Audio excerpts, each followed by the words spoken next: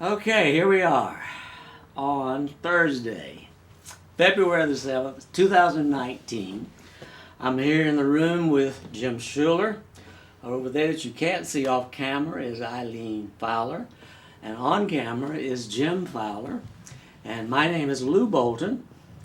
And we are all members of the Smoky Mountain Historical Society. And Jim, you and I have something in common.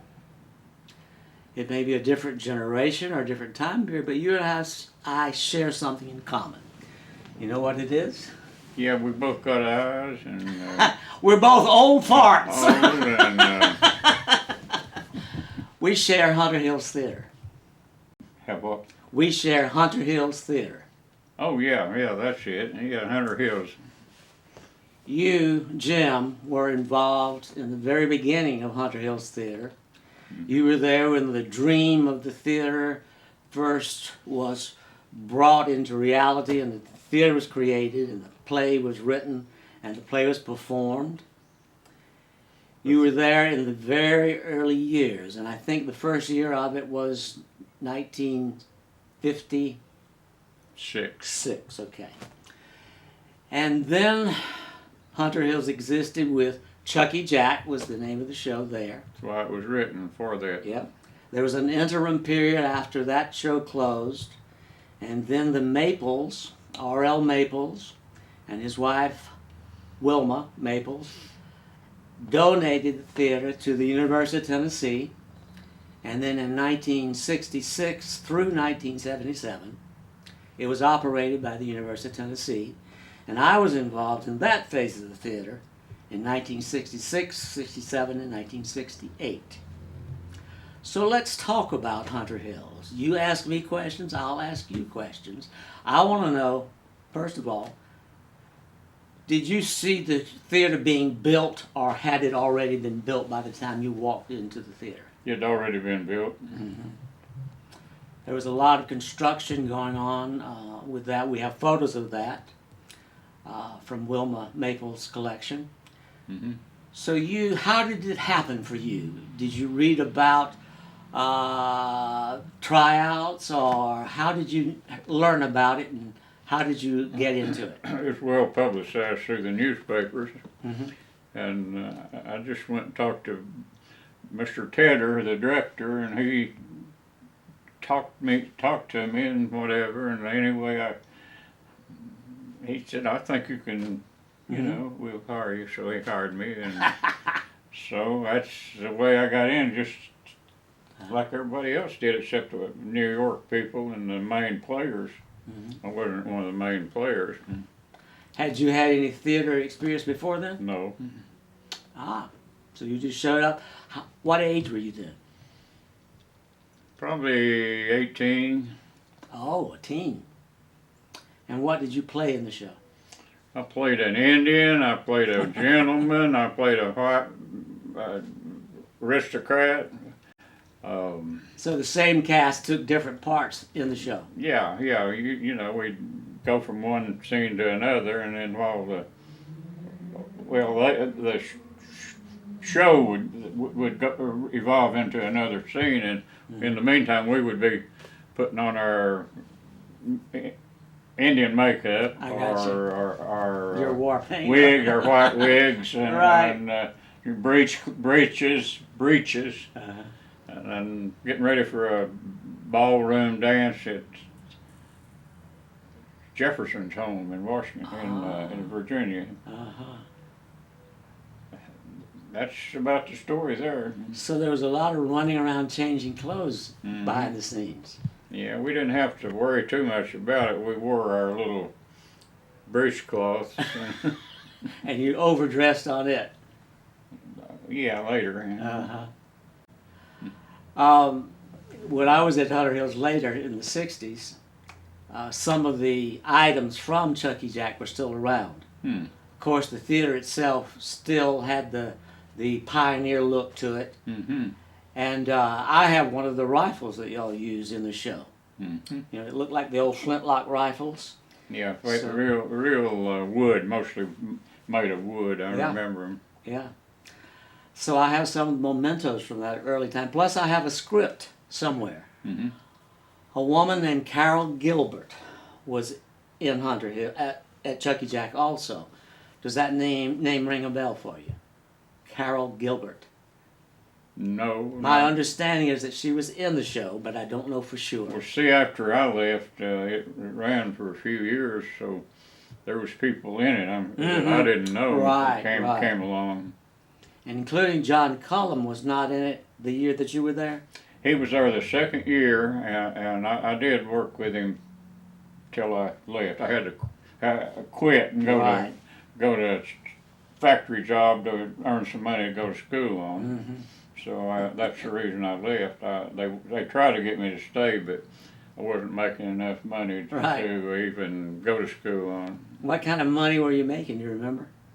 At the cannery? No, at the Chucky Jack. I don't even want to say it. About $25 a week. Okay. Show played about 6 days a week. Right. And you were dark on Mondays? Sunday, I believe. Sunday. Mm-hmm. Mm-hmm.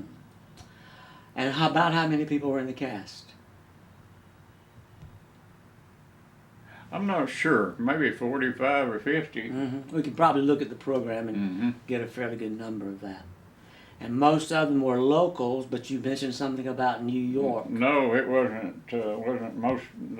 There's a few extras like myself, but no, a lot of people were. There's a dance company from New York. A lot of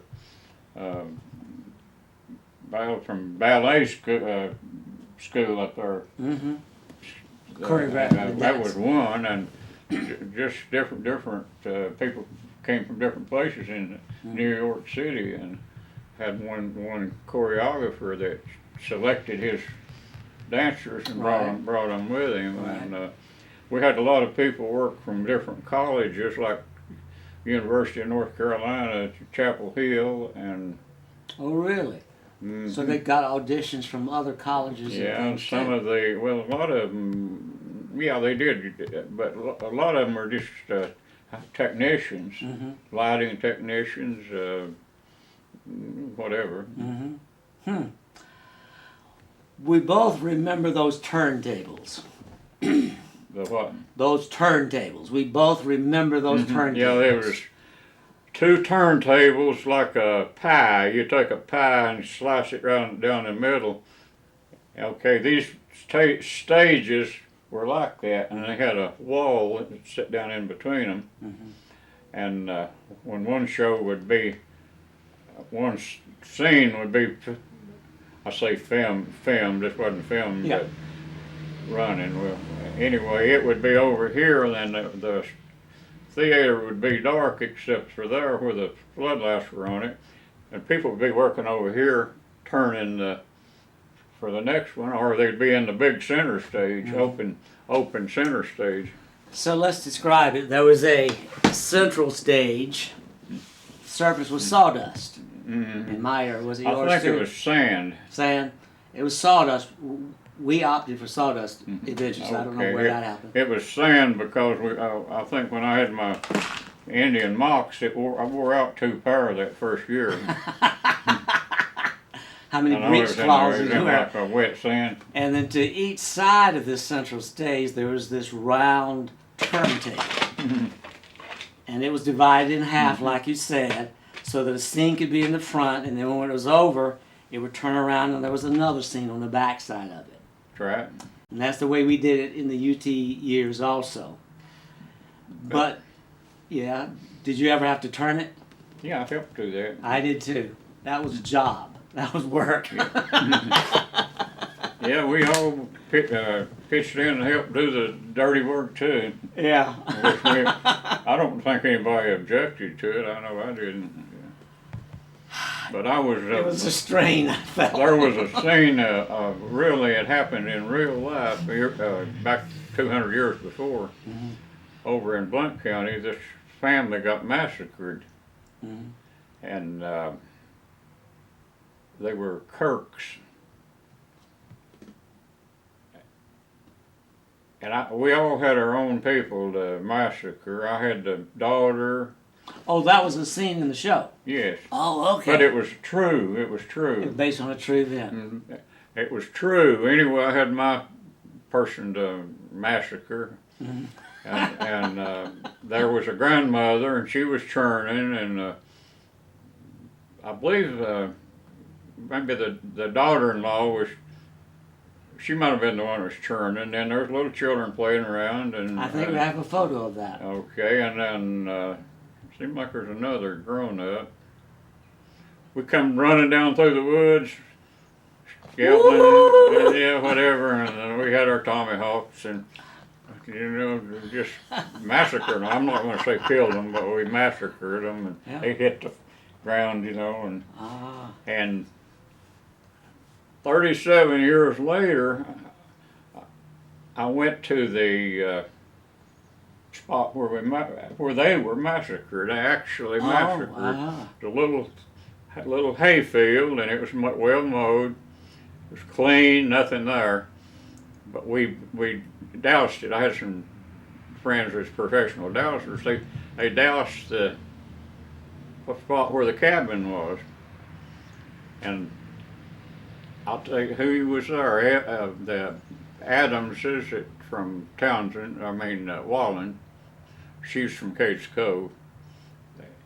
Inez Burns, a Blount County historian, and Cheryl Henderson, head of the East Tennessee Historical Society now, formerly the editor of the journal, our journal. They were all in the crowd there. But anyway, while they were dousing the cabin site, I thought, well, I'll go down a little farther and find out where they would have buried them. Okay, I was dousing down there, and I found the graves of the people I'd worked massacred. How did that feel? Well, a little weird. Yeah. Now, was the depiction of it done at a very with blood squirting out and all? Was it a bit just pantomime sort of? Well, one time we'd get bored with the same old thing all day in, day out. I soaked my tomahawk. It was a sponge rubber, I think. I soaked it in paint, World War paint, and I massacred my woman, and she was bloody, and she's laying there. She couldn't move because maybe 2,500 people watching. Right, she was supposed to be dead, so she couldn't move. Bleeding out. That's rich. Yeah. Another scene I worked in was a dance in the I guess it was Jefferson's name of his home? Monticello? Yeah, that's where it was.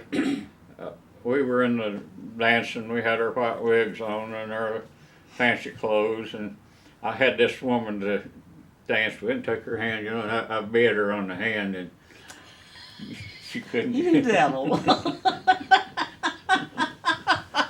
Well, anyway, that was just a couple of little things, breaking monotony. Right. Any particular vivid memory stand out from that time period? Working with Chucky Jack at Hunter Hills Theater, 1956? Not really. Just the entire show was that way for me. I loved it better than any show I probably every show or job I've ever had. I enjoyed it probably more than any of them. So it has good memories for you.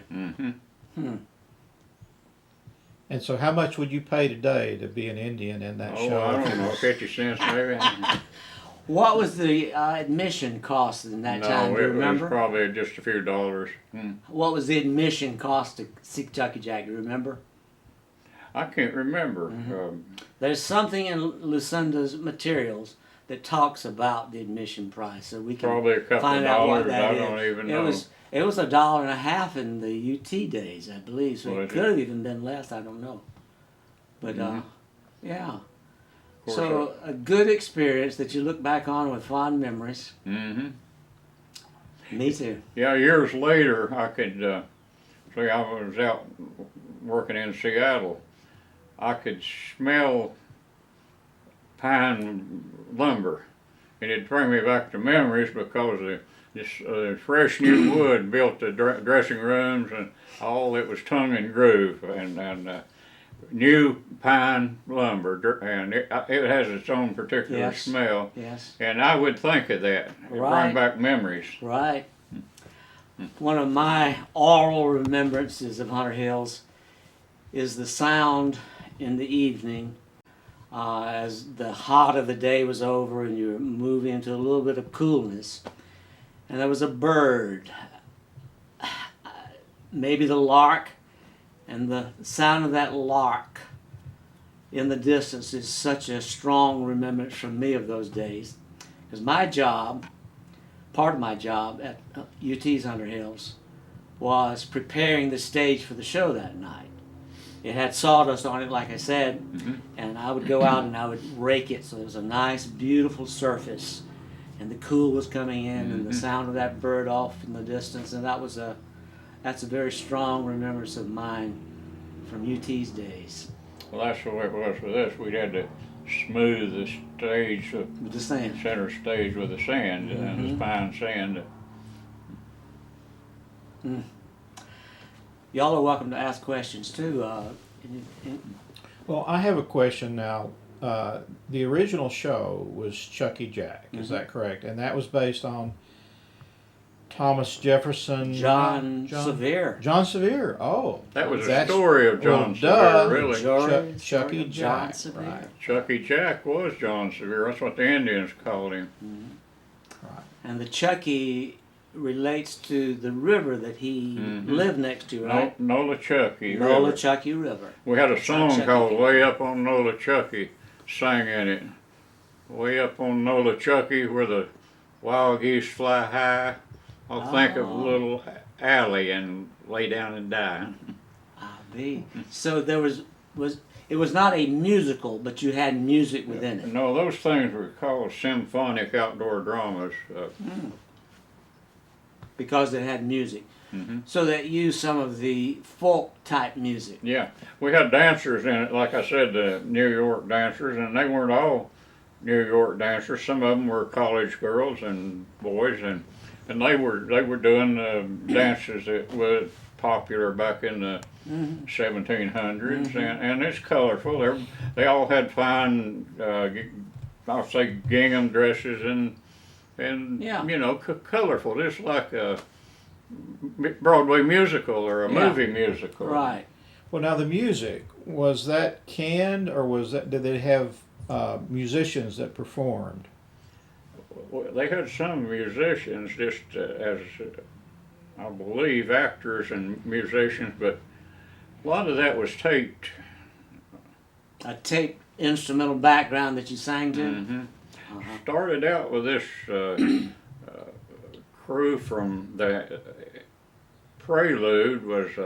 They had these monstrous speakers up, and I mean, it was beautiful sound. They had the I believe it was chorus from Morristown College, and I don't know. I don't think they were the actual singers were there. I can't say. I always wondered. I can't remember, but they eventually changed it and used the Grand Canyon Suite. The Grand Canyon Suite. You know, there's one at Desert Sunrise, I believe. You hear the sound of music, very distant. Damn, it kept getting louder and louder, and that's the sun coming up. And I mean, it was beautiful sounds. And so they changed it to that. Now, this is digressing a little bit, but you mentioned Morristown College, and I was unaware that there was a Morristown College. It was for blacks. Oh, okay. Were there blacks in the show? Well, the buildings are either they tore them down It's lately, still or there. they were there last year. It's still there. Are they still there? The big brick buildings. I mean, it was right downtown Morristown, Yeah, up on the hill. Miss McMahon went to school there. Okay. Yeah, I don't know that it's still a college, but I do believe the buildings are still there. It's now. sort of like Knoxville College. Yeah, that's true. Okay, now the show changed from Chucky Jack. They weren't still doing that when you were there, were they, Lou, or had they changed? I think Chucky Jack did not make it for several reasons that I'm aware of. Well, they had, One was, go ahead. Go ahead. They did have problems, but go ahead. What were some of those problems? Well, personal things with the, Oh. which Okay, I didn't know about that. Mhm. The situation that with the production people, and all Okay. like that. But one of the problems that I understand about Chucky Jack was the script was too long. The show was too long. The man who wrote it, Kermit Hunter, is the one who wrote Into These Hills and a number of other outdoor dramas. And so they commissioned Kermit Hunter to write the Chucky Jack script. And the theater was then named after him. It's called Hunter after Kermit actually, Hunter. they named the theater after his wife. Her name was Honey Hunter. Oh. I didn't know that part. A lot of people didn't know that. Most people think it was for Kermit. But Yeah. I don't know how you tell the difference though. No, Whether it was her or his. Yeah, right. Right. Yeah. But after Chucky Jack years, the theater was used by other groups. And I think Union College, and I don't know where they're located, used it some. Performers coming through the area used it. And the performers like, and I think I'm right on this, Andy Williams, Liberace, and other performers of that ilk performed at Hunter Hills in the interim years. They did. And then UT took it up in '66, so there was a time period of 5 or more years that it lay dormant or with these traveling groups that came through. Mm-hmm.